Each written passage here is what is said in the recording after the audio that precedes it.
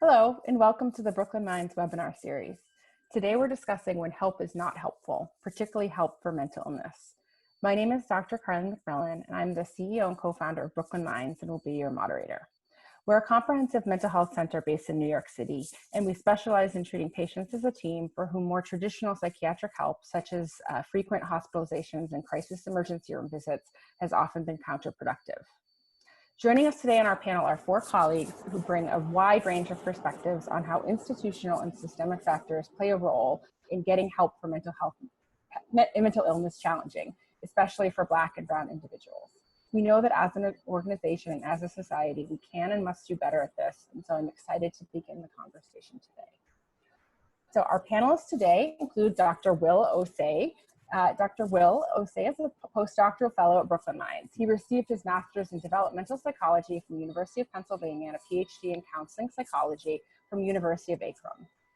Dr. Osei has extensive clinical experience in multicultural counseling. He has advanced training in the mental health of marginalized groups and understands how race, culture, and class contribute to individuals' health. Dr. Osei started his career working with at-risk youth in inner-city Philadelphia and has continued to advocate for marginalized communities. Robin Wilson Beatty is a speaker, writer, and advocate for disability and sexuality, as well as one of the first people to talk about disability, sexuality, and marketing to adult product retailers and manufacturers. Her work has not only helped tens of thousands of disabled people, but also inspired many others to become advocates for sexuality and disability education, which is an incredibly underserved area. Robin is a member of the Association of American Sexual Educators, Counselors, and Therapists, the Women of Color Sexual Health Network, and a graduate and member of the San Francisco Sexuality Information Training. Liz Crocknell, RN, is a program lead for AMBIT, which is a mentalized approach to teams at the Anna Freud National Center for Children and Families in London. Thanks for staying up late for us, Liz. As a mental health nurse and systemic practitioner, she leads an integrated NHS health team that inreaches to secure children's home. In her clinical role, Liz has specialized in work with young people with complex, risky problems utilizing the AMBIT approach. She's contributed to a number of key publications and the development of AMBIT, and has trained and consulted with hundreds of workers in the AMBIT in UK and internationally, including members of our own team. And finally, Gregory Book is a dedicated and award-winning aerial combat photojournalist, a combat veteran with 14 years of service and 6 deployments, current pre-medical student at Columbia, and a Winnicott coach at Brooklyn Minds. He joined the US Air Force at 19 and has been a wandering philosopher ever since. He's worked across the spectrum of the Department of Defense to provide to the offices of the President of the United States, the Secretary of Defense, the Chairman, and Joint Chiefs of Staff, primarily working in the special operations sphere of DoD lines of effort and mission tasking. All right, so before we begin, just a quick reminder, our content is not intended to be a substitute for professional medical advice, diagnosis, or treatment. We're going to have a couple of polls today that you can answer, and then we're also going to have ability to give questions via the chat. All right, so welcome everyone, and thanks so much for being here. So my first question is actually for Liz. So Liz, in general terms, hello. Why is help not always helpful for mental illness, and how does that work you do with AMBIT differ in terms of like treatment as usual? Sure. Can I try and share my screen and show a few slides? Absolutely. Yes. Let's see how this goes. If it doesn't go well, I'm just going to blame the fact that it's late at night here and it's been a long day, and hope you'll forgive me. Okay, can you see that okay? Yes. So yeah, it's just pretty colors really to help with what I was going to talk about. But I guess, you know, the first thing is sometimes, you know, actually someone's got a lot going on, and we're actually not very good in the first place at knowing what's helpful. So it might be that I'm low in mood, but I'm also maybe drinking a little bit too much. I'm experiencing abuse at home. School isn't going very well, so I'm thinking maybe of a young person at the moment. I'm kind of stealing stuff because alcohol seems to be the one thing that's helping my low mood a bit, and you know, I just want to feel a little bit better. Actually, I haven't got very much money, and you know, there's lots of kind of randomized controlled trials that tell us what's helpful if someone is just depressed, you know, or if someone is just kind of suffering school problems? What if you've kind of got all of this stuff going on? We, you know, often in the studies for what works for depression, if you're drinking and you're experiencing abuse, you're probably excluded from those studies. So actually, partly sometimes help isn't helpful because we don't really know what helps when you've got lots of things going on.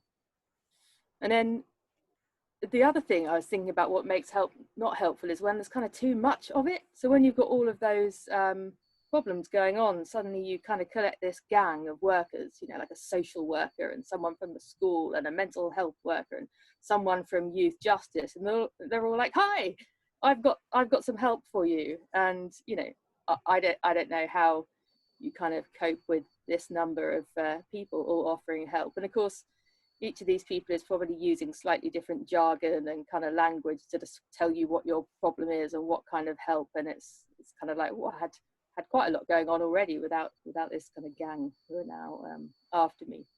So, you know, these people saying I'm here to help are no doubt well-intentioned, but it might not look like help when there's a whole ton of you like that.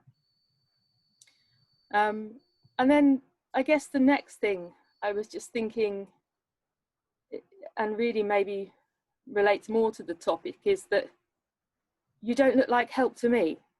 And I guess what help looks like to each of us is different. And you know, I was brought up by parents who would take me to the doctor or the nurse if I had something small wrong, and generally they helped, and it made it better. And so I just got the sense that that's what you do. I didn't really think much about it. You go to these people and they help you. You know, not everyone's had that experience of adults around them who generally were okay and did good things. What actually, if you've had lots of experiences of people really not being nice.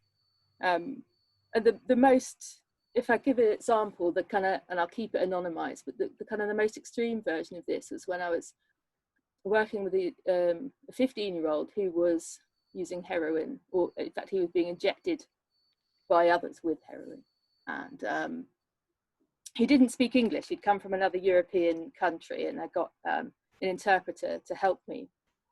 And this young man was really kind of often really nervous of me, looked uncomfortable, didn't seem to understand what it was all about. And then occasionally he would kind of just slap me on the bottom, and I'd kind of go, oh, you know, that's not appropriate. And then I kind of expected him to snigger or laugh, but he just kind of looked at me, just kind of bemused. And this went on for weeks and weeks. And then the translator said, you know, from his accent and the things he's said, he comes from a particular community from his country of travellers who they have a really strong culture of just helping each other.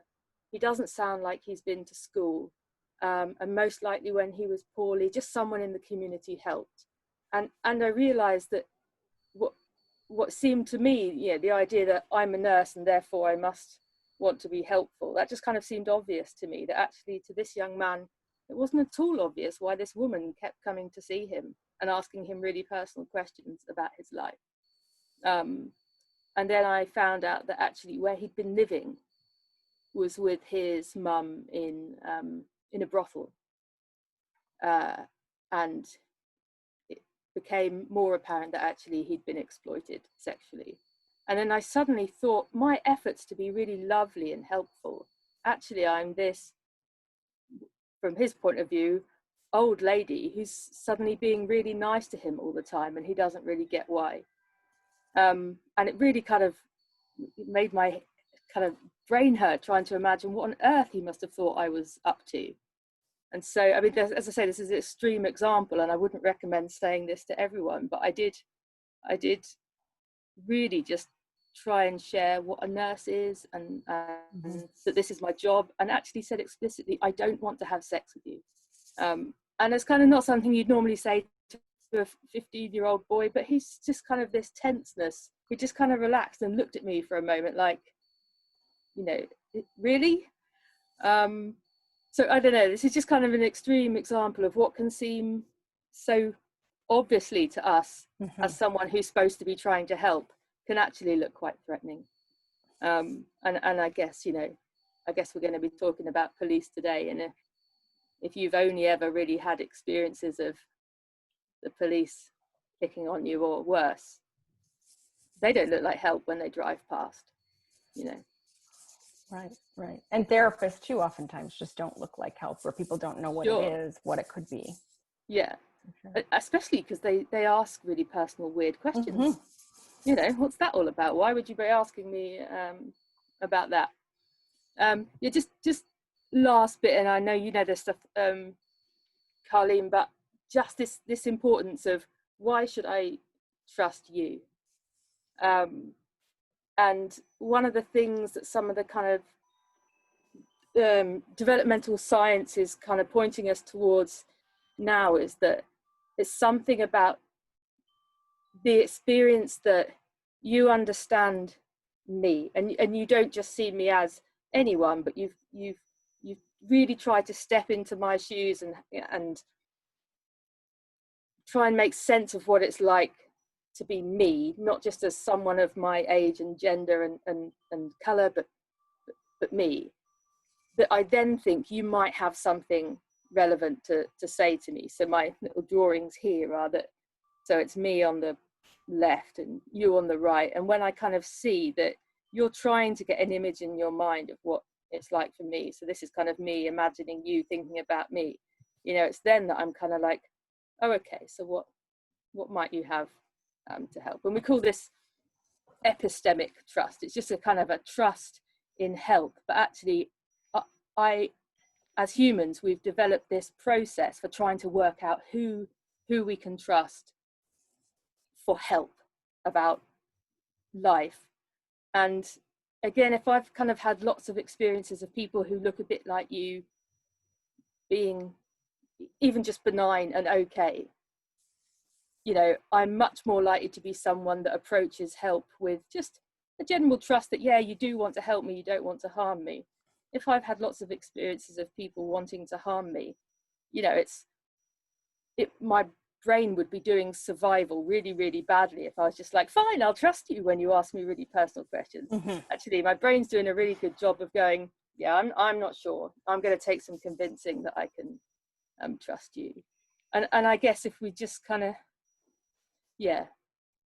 think about, for some people, when they look at someone else, to what extent do they look at you and think, yeah, you're someone that gets what it's like to be me. You're someone who I can trust.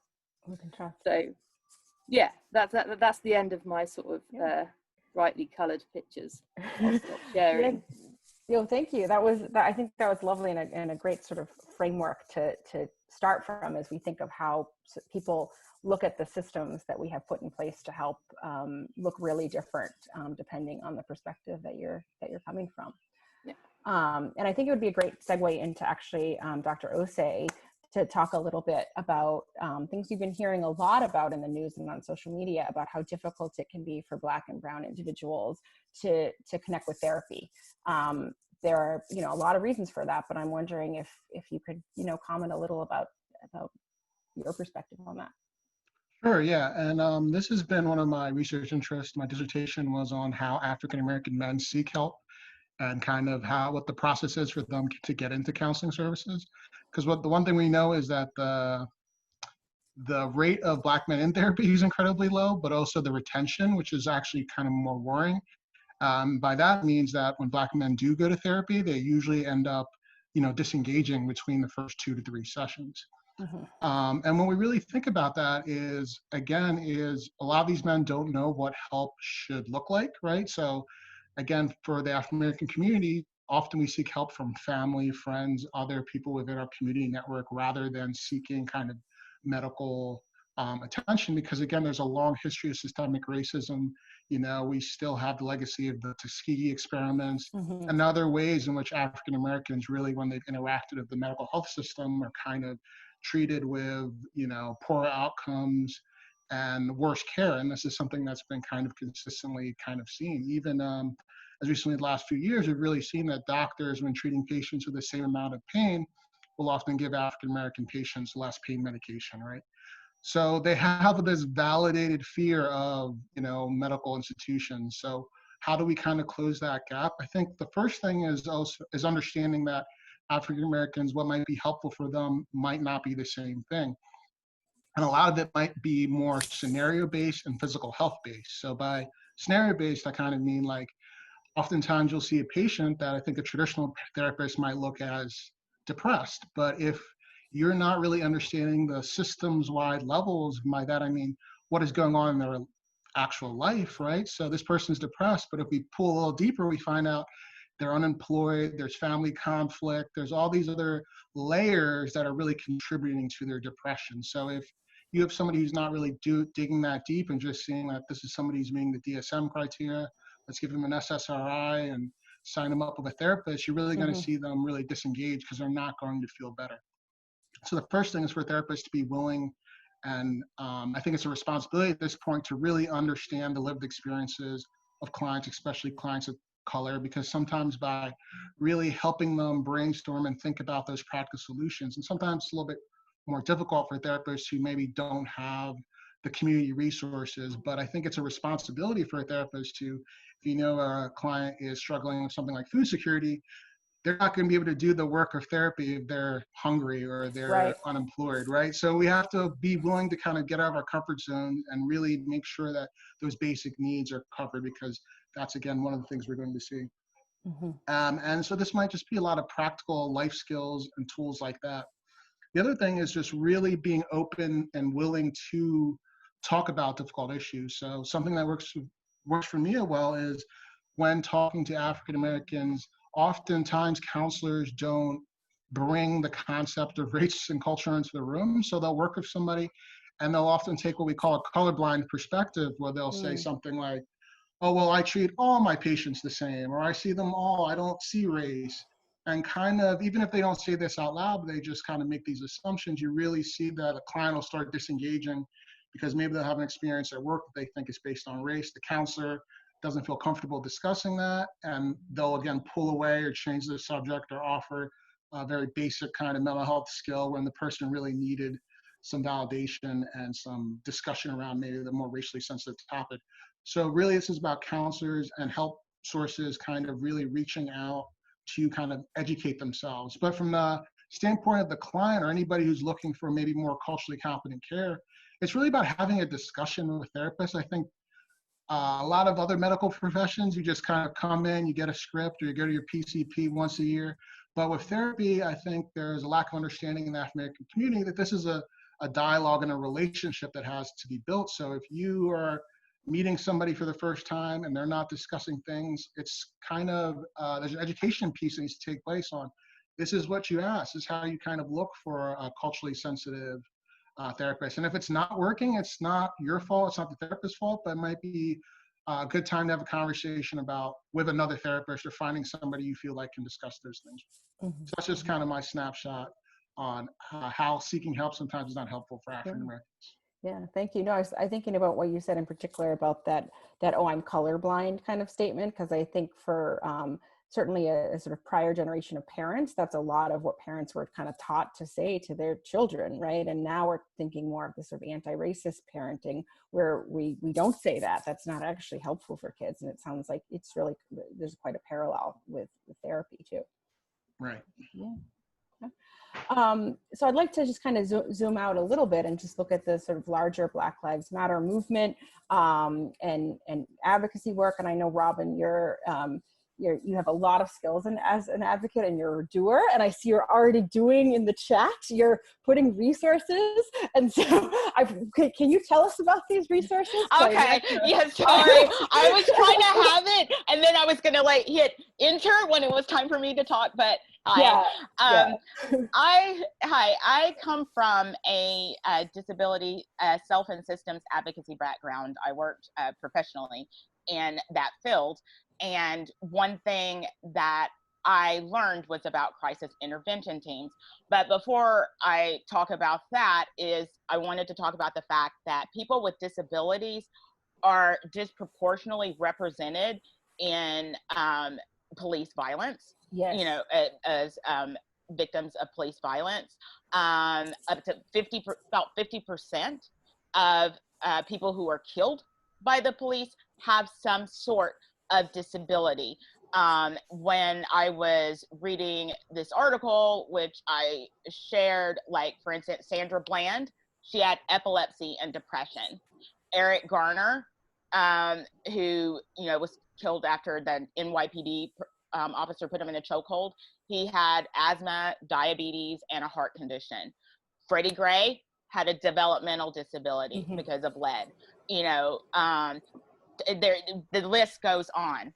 The list goes on. I can just keep going, but everything from people that had schizophrenia to bipolar and depression, and, you know, traumatic brain injury, all of those things. So one thing I learned about in the was the more than just helpfulness, but also how crucial these crisis intervention teams are. Not every state has them, but basically they are teams that do not use, like, the police force to help de-escalate a situation and get, you know, someone help. What the process for that and getting that kind of help looks different. And so in the chat, I've provided some resources on what is a crisis intervention team, exactly what is it that they do, and also steps to take, like, outside of calling the police. But particularly but also, you know, if you sit there and you think about, like, the jails, you know, and prison system, that's the largest provider of, like, mental health care in this country, and that's bad.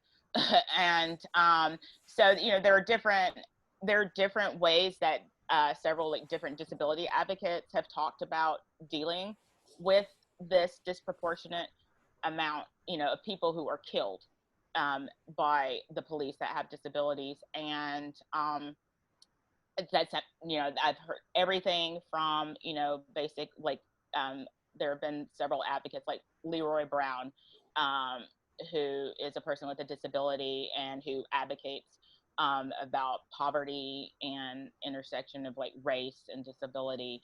And he is a proponent of abolishing, like, the prison, the penal system as we have it now. And I see this, and I've seen, like, especially, like, with developmental disabilities and stuff like that, and where the police departments haven't even had this training. And I'm like, the police departments need this crisis intervention training. They need to know what it looks like if somebody is deaf, because, like, a lot of times, you know, like, hey, listen to me, you know, and, you know, if you're deaf or you have some kind of audio processing disorder, you're not gonna hear, and you're not. And also, you know, I can sit there and go down the gamut of disabilities and how people see the world and how interact, but especially, and if you're going through, like, something mental health wise, you know, that just exacerbates it, and then, you know, we have tragedy.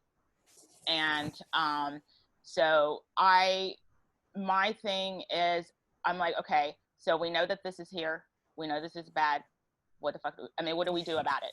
So yeah, these are the resources. So I have these are some things that I said, but also NAMI, which I love that organization. Me too.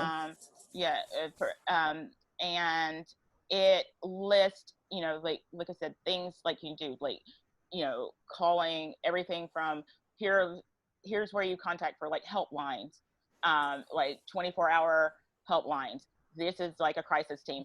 These are, if your state doesn't have a crisis team, this is, like, how you can advocate to get something like this in your community. So, and also, like, but also practical things like, who pays for this? Does Medicare pay for this? Does this part, where do you get the funding for that? And then there are some places that don't have, like, the state funding, but they've done different things to provide a, you know, like, a crisis intervention team. So anyway, that is what I want to share, because but disability gets left out of the conversation a lot, especially in the media and when talking about that. And so I think that people are very unaware of you know, the disproportionate amount of people with disabilities that are represented in people that have been killed by police violence. Right. And I know we hear stories, people with autism spectrum is, you know, that's a huge area where people don't have training. These officers don't have any training. And I think everything that's been happening has, in our practice, led to a change where we're in the process of changing all of our messaging. I don't know if people ever call a therapist and it says, you know, if this is a life-threatening emergency, call 911 or go to your nearest emergency room. And we were like, I don't think we should be saying that, like, because we're actually saying now that when we call 911 for a mental health emergency, you know, oftentimes police are showing up, maybe the ambulance isn't even showing up at all. And it can, you know, a patient can end up in handcuffs who are, you know, having a crisis. So it's great that you're able to share these type of resources, you know, for alternatives from that sort of rote calling of 911 that I think is so ingrained to us from such an early age, right? It's just what you do and help will come. But it's not quite that simple. So I think that would lead nicely into actually Greg's perspective. So, you know, so Greg is someone who I know rushes into thoughtfully a lot of crisis situations, scary situations, life-threatening situations. And you have, you know, extremely elite training in that. And so I just would love to kind of pick your brain on when you look at the police in the United States compared to your experiences. And I mean, what do we do? Definitely. So, so watching the riots and the protests, and the civil disobedience this past week, and I mean, going on to now even, the way you saw the police react, actually, before I really answer that question, I have to give a little disclaimer that anything expressed here is not official. I'm not a representative of the DoD in any way, and all views and opinions are my own. But yeah, so watching everything, you kind of saw the way the police were reacting to large groups of protesters, right? People who were in large part non-violent until the police intervened and the situation escalated to a point of violence, right? So the military is very different from the police force, by both definition and conception, right? So the military is supposed to do one thing, and that is to exert violence on behalf of the body politic of whatever country they're responsible for. So the American military literally exerts violence on behalf of American citizens for one reason or another. Getting into the politics of that is a whole nother webinar, right? But so that's what the military does, and that's why we have things in the Constitution like posse comitatus, right, where you're not supposed to use the military as a civilian or local or home-based police force, which is why we created police forces in different cities. The breakdown, as I see it, is one in which police training has over time kind of progressed into this militaristic viewpoint, where there's an article I shared in the comment section, and the one thing I really want everybody to take away from that article is the way a lot of cops that I even know think, and that's that it's better to be judged by 12 than carried by 6. And that's something you hear a lot in a lot of different militaristic communities, right? Like, so that's a very common phrase among gun culture enthusiasts. That's a very common phrase in different organizations of the military when talking about rules of engagement. The thing is, with rules of engagement and the way the military kind of holds itself accountable, if you do something wrong or if you violate those terms, you absolutely understand that you will be held accountable for your actions. You will have to explain your actions, and it could be that you were absolutely right, but if you start just killing civilians for no reason, you're absolutely going to get charged with war crimes. And there's, you know, in the military, there is a culture of accountability, right? We hold each other accountable. We're accountable to our teams, to our subordinates, to our superiors. Basically, every military member is accountable on several different lines of authority, not like their peers as well. And that kind of, I mean, more than anything else, I feel like that's kind of what keeps us honest, if that makes sense. That's a situation that kind of creates this culture where every decision you take, or every decision you make, every action you take, is something where you're weighing whether or not this is the correct decision, right? What's shocking to me watching all these protests and riots is the police don't seem to be doing that. When you know, when you're a police officer or a group of police officers and you know you're on the record and you're doing things as despicable as just pushing down an old man, watching him bleed out of the ears, and then you just keep moving forward because you have other people to arrest that are just standing there. That seems like a complete breakdown of both strategic and tactical level decision making, which is what we call like when you're in the field, when you're there, what decisions are you making, and how do you change those decisions based on, you know, emergent circumstances. We're taught to kind of always evaluate what decisions we make and to like based on the circumstances that we see unfolding before us, right? So if you have a plan, right, and you're like, we're going to go down this street, and then that street is blocked by protesters. Well, we don't necessarily have to go down that street. There's no reason for us to go down that street other than we felt like we originally talked about going down this. Do we actually need to do that? And from what I saw again of the protesters, that there just seemed like a huge breakdown of both accountability and authority, where they know they're going to be held, or people are actively trying to hold others accountable for something, right? So a lot of these protests were literally motivated by holding police officers accountable to the fact that they just murdered somebody in the street. And the police almost responded like they were offended. From my perspective, they were just offended that people wanted to hold them accountable for their actions because they viewed themselves as this other group, right? And that's another thing that this article that I shared kind of details a lot, is the kind of viewpoint the police have, right? So when we talk about mental health, we talk about disability, we talk about seeking treatment and help. That's a group of people that's already kind of othered in our society, right? So when you have a group of people, in this case the police officers, right, who are already othering every call they make because they think because when you call 911, you're calling 911 for a criminal situation typically, right? Or you're supposed to be. And these police officers are typically trained to react in such a way that's going to guarantee their safety. They're going into the situation like they're already under threat, right? And they're under threat from another organization or another group that kind of prevents trust from being built, or prevents them from empathizing with the situation as a whole, and just empathizing with their own perceived ability to survive the encounter, really. Coupled with the fact that like 90-something%, I think it's like 93% of all police calls are reactive as opposed to proactive. So you generally, like when you call a cop, right, or when you call the cops for a burglary, right, they're going to show up after the burglary's already happened. When you call the cop, unless a police officer is actively pulling you over for something, odds are they're not going to be there in time to solve a problem. New York is one of the few police departments with a lower than 80% ratio for that, where officers are typically trained to do things like community policing, which was an initiative in response to a lot of the previous incidents that occurred.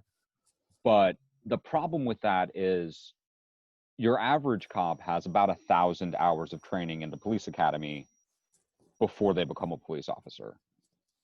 That's not a very long time. That's about 6 months of training tops. And that's a higher end of the spectrum for police departments, right? So for somebody with 6 months of school, you're effectively depending on them to not just be police officers, right? Peace officers, officers of the law, enforcing them. You're also depending on them to be social workers, to be mental health counselors, to be education experts, to be legal experts, realistically. When, I mean, ultimately, like what a police officer is supposed to do is react to situations and ensure the safety of the public, right? Which they're also not able to do because they're reacting to 30 or 40 different problems over the course of a night. And like, it's just this general trend towards despecialization that happens that really isn't helpful for anybody, because you're expecting one group of people to do all of these things, and they end up trying to do most of them poorly and not being able to focus on what their actual job is. And so just seeing these protesters again, reaching out to different friends of mine, asking friends of mine who are police officers, because it's a pretty common pipeline to go from the military to the police and vice versa. A lot of people were kind of in shock at what they were seeing, but a lot of them were also trying to like validate it from their own perspective. Like, yeah, if I'm not being violent with these people, they're just going to kill me, right? Well, from what everybody else is seeing, if you're not violent with these people, they're not going to, you're the ones starting this causal chain of violence. So why are you doing that? And that's a thing that's very different from the military, because typically, especially under most rules of engagement in any theater of war, unless you're actively attacking like a fortified military position, when dealing with the civilian populace, almost any combat you experience is going to be reactive, right? So we're not just going in there and like blowing up buildings and shooting people. We actually have evidence, and everything is evaluated by judge advocate generals, which are basically legal experts, to determine whether or not it's valid before we even do anything. And then typically we react to violence that's already been committed towards us, right? So someone shoots at me, then I can shoot them back. I can't just randomly go into a crowd and start just shooting somebody because I think I have a suspicion that they're a terrorist, for example, or a criminal, or a member of the Taliban, or whatever you want, or just because they're a military-aged male, right? And it seems that the breakdown is that the police, once they suspect someone of a crime, have already othered them to be a criminal in their minds, and are kind of acting as the judge of that person's criminality, which, you know, that's literally against the Constitution. We have something called the presumption of innocence. Doesn't seem right. So I'm going to kind of leave you with this thought that maybe it is better to be judged by 12 than carried by 6. But I mean, you have to be able to be judged by 12 first, right? Like that situation doesn't even exist right now. How there needs to be some sort of accountability that police officers subject themselves to more than anything else, from my perspective. It's the wrong 12 that are judging, Yes. right? It's these very friendly, kind of biased things. Well, I mean, no? in the interest, no, it is. In the interest of time, there's so much to get into with this, with every initiative that's being put forth right now to kind of reform police departments, to defund the police, all of that. There's a lot of protections in place for officers that are unheard of in pretty much any other circumstance of life.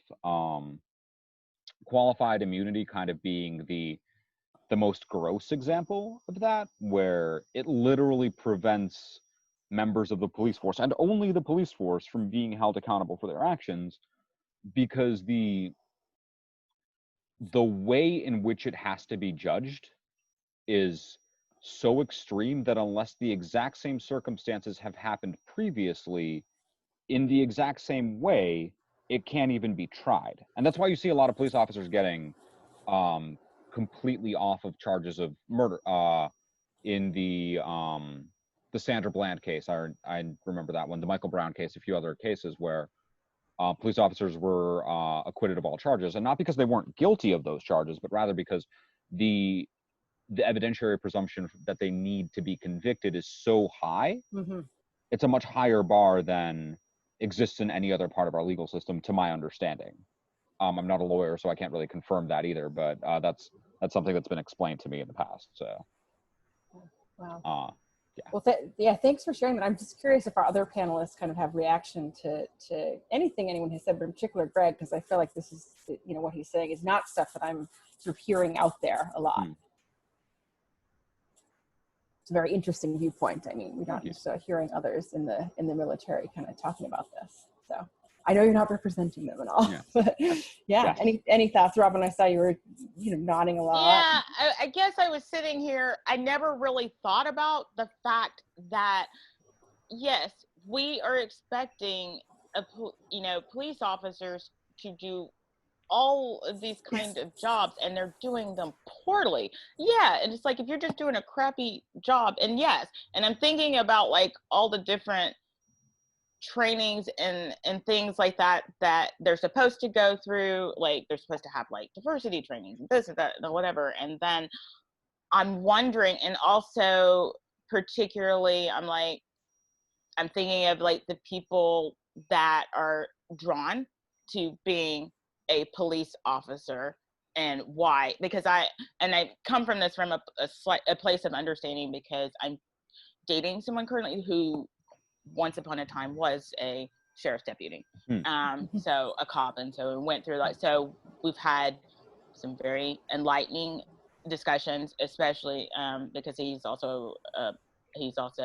Asian, and so talking about the intersection of like race and stuff. But and he also like that. I read that article that Greg shared, and whereas in the person in there, it said, all cops are bastards, which is exactly what my partner had talked about.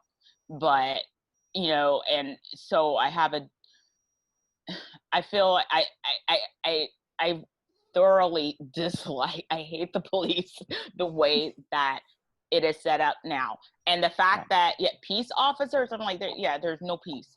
No justice, no peace. That's exactly what's like going on. Anyway, that was my thoughts on it. That was actually, I'm really happy you shared that article, but also what you had to say, because that is the point so now I'm like going, okay, so what's the answer? What do we do? Yeah, another thing to kind of to remember about the training that like a lot of people talk about, it's often not dedicated training, and what I mean by that is that there's like it's a part of your regular duty day, right? So imagine showing up to work knowing you're going to be working for 12 or 13 hours patrolling the streets, and then on top of that you have a random 3-hour class on something that you probably should care about more than you actually do. And even if you do actually care about it, you show up to this class and then everybody's going to be sitting around there joking about it. That's I mean, not to like indict myself here, but I've definitely been to like trainings where we're all just like, this is pointless and dumb. Like we're good. Go through the motions. Yeah. We just have to go through the motions. So like, you can say that a police officer has like 80 or 90 hours of diversity training over their career, which isn't a lot in the first place, but like most of those hours are just sitting around talking about like whatever sports happened the night before, and then you take the test and everybody gets a perfect score somehow, and I think in EMT and paramedic training as well, I think they also don't get a ton of training with mental health and various disabilities.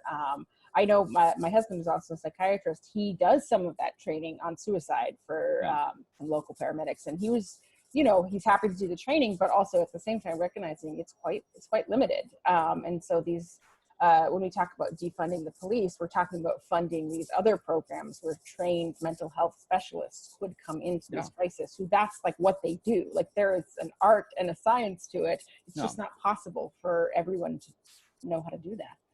To master. And I would also argue that you kind of need a very specific type of personality to be able to do that effectively, right? Where that's what I was thinking. Yeah.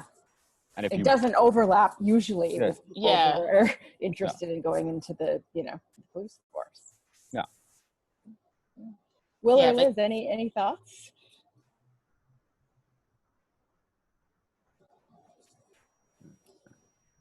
I mean, for me, it's just like it's like this is like a long established fact in community of color. So it's almost like we're having a lot of these discussions, and it's like, how do we make this more helpful? And I think that's where the whole defund the police argument comes from, right? Yeah. But I think we often forget that there are people who are experts in all these other things, like Robin was saying. We have social workers already. We have people with the training, and it's just really figuring out if we can make a conscious effort to continue that, to make it more helpful, because we're seeing when they do have the specialized training. I can't think of the name, but Robin mentioned the PCI training. We're kind of I remembered it, where police officers get that additional mental health training, and we do see huge declines and better hospitalizations and better outcomes when they have this training. So there are ways, and there's a whole financial aspects of it. It's like we often are curious, like, why do the police department have military style equipment, but they can have a tank, but the local schools don't have enough books. So there's a lot of like societal layers to this, and I think that's what we're seeing is how complex these systems are, right? That whole prison industrial system, like that whole pipeline to prison, and and I think there are people there, part of people are calling to completely abolish police forces, but also when we talk about defunding, not everyone's talking about totally demolishing it. They're talking about diverting these huge gaps in spending towards other things. And some of these graphs are just so shocking to me, how off they are. Yes, I mean, like, speaking of that, there's literally police department. New York is one of them that have higher budgets than the entire defense of other countries. It's actually not like New York has a higher defense budget or a police department budget than I think like half of our NATO partners have for their actual defense departments. Wow. I have no idea what California has, but I'm going to look that up. California as a state has a lot. Certain cities have very high ones too, like LA's is $1.5 billion a year. Yeah. 1.5 billion? Yeah. Yes. Wow. Yeah. Yeah, that's a lot of money, right? Yeah. Yes. California probably as a whole has a larger defense budget or state police budget than a lot of countries, I'd be willing to bet. Wow. Oh, But yeah, wow. If you guys are curious about why certain police departments seem to have tanks completely Yeah. unnecessarily, that's a process called 1033 accessions.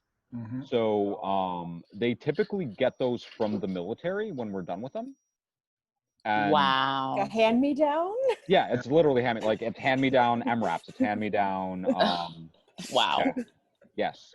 There's a lot of other things that are just weird about American policing. Like, New York is one of the few states that you have to be rifle qualified to carry an M4 as a police officer.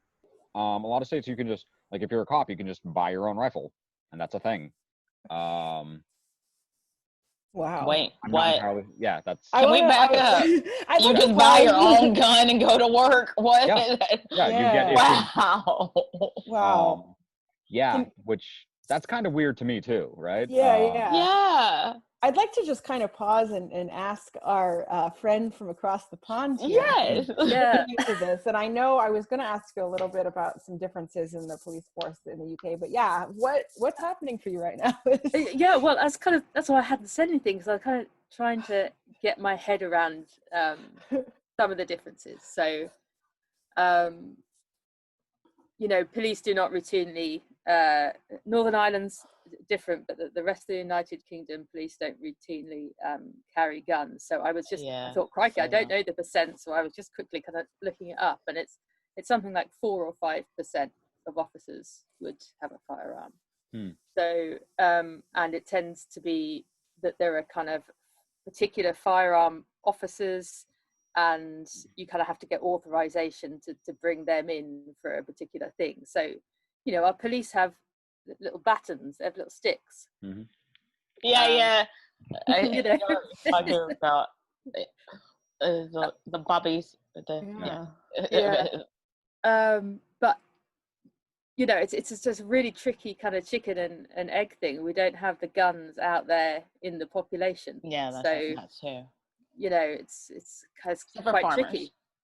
Yeah. Yes, Right. exactly. Yeah. I used to be married to a British guy, and so when I go to England, I was like, "Whoa, where are the guns?" Because I'm from the South, and I'm like, "Wow, what is this? What is that? Why don't you have that?"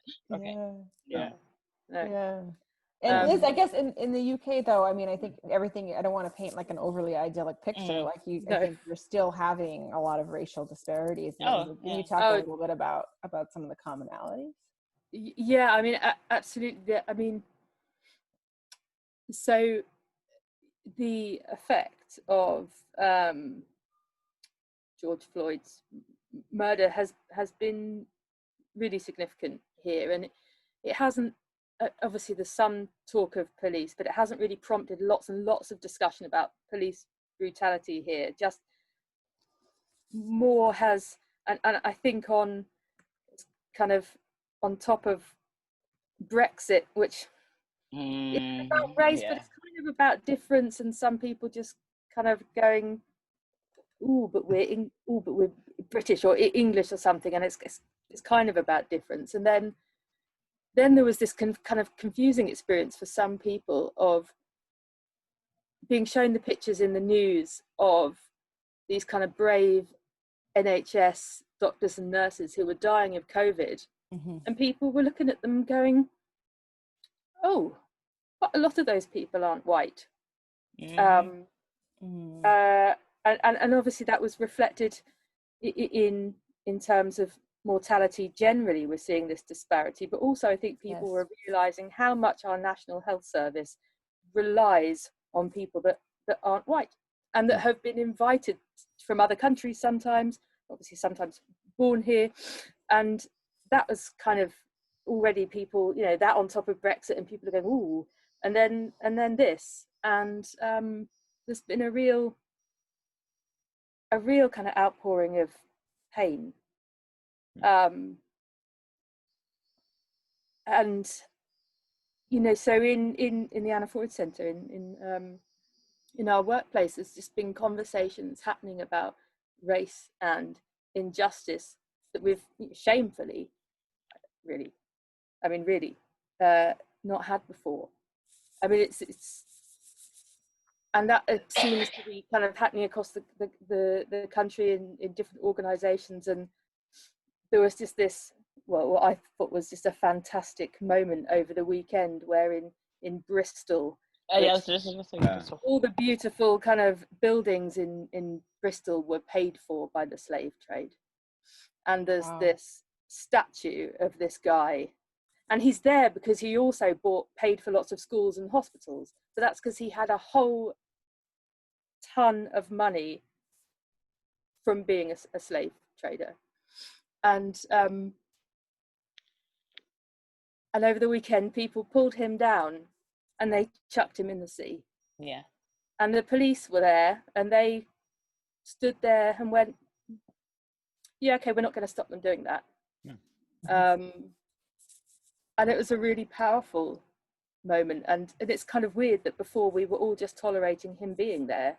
And now we're looking at all these other statues, all kind of, you know, London is you know, full of monuments to the most horrific and inhumane things. And now suddenly we're going, yeah, we should take that one down as well. And people are graffitiing, you know.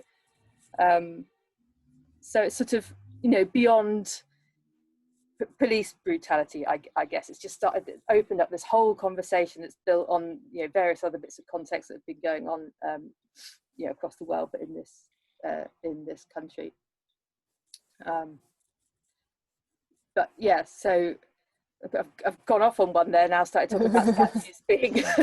Yeah, no, but I think it speaks to the larger kind of changes afoot. And actually, we have a question from one of the audience members about, okay, let's say, you know, if we defund the police, how do we think that will that actually have an effect on whether or not members of Black and Brown communities feel comfortable enough reaching out for the help that they need? And actually, this question is first directed to you, Will. Oh, I think it really depends on where the funding goes. I think when somebody talked about the school to prison pipeline, I think that's the biggest example of how police and society kind of interact on a very, you know, detrimental level, because it's kind of proven that, you know, we talk about poorly funded schools. So we know one of the best predictors of whether somebody growing up in a poor school district will end up in jail is like how they're treated in schools. Are they getting suspended all the time? Suspensions are the number one kind of risk factor for somebody ending up in jail. Like, and it's pretty, like, the factor loading on it is huge. Like, if you have more than 8 or 9, your chances of going to prison are 90%. And we know in a lot of these poor neighborhoods that one of the best predictors of community violence, right? We have this kind of very traditional broken windows theory that these communities are so distraught and like we have to stop all these little crimes because they lead to bigger crimes. Well, the truth of the matter is, number one predictor of community violence is unemployed young men, right? So if we were able to have these job programs and shift some of these fundings from police work to, like Greg was saying earlier, we actually fund schools, we actually fund job programs, we actually fund trade schools. The thing is, we're going to see naturally a less lead. We provide mental health care, right? So we don't have to have prisons full of mentally ill people. They're actually retrieving treatment. And the thing is, we have to remember, again, we talked about it being reactive. We know prevention is much more cost effective, right? We can keep people healthy. We can keep kids educated. We can keep, you know, resources funded. You're going to see a dramatic decrease in crime. So I think the big answer there is, where are we going to shift these funds? It is possible, it's doable, and we can see these models work, because I think sometimes as Americans, we only see America, but we know there's plenty of other places where well-funded social structures lead to less crime. So it's not like a pipe dream, it's possible, people are doing it. And so that's what I'd like to see. I'd like to see a real conversation around how do we shift these resources around so that these other agencies can be funded, and police don't have to do those 40 jobs, right? They can just come when we need them, and when we need other services, we can have rapid mental health teams, we can have rapid health teams, we can have, you know, restorative justice teams that can come and do some of this work. Right.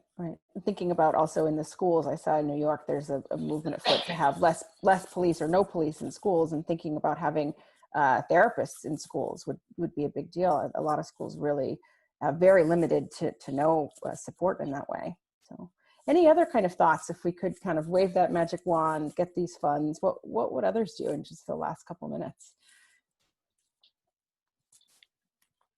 Any thoughts?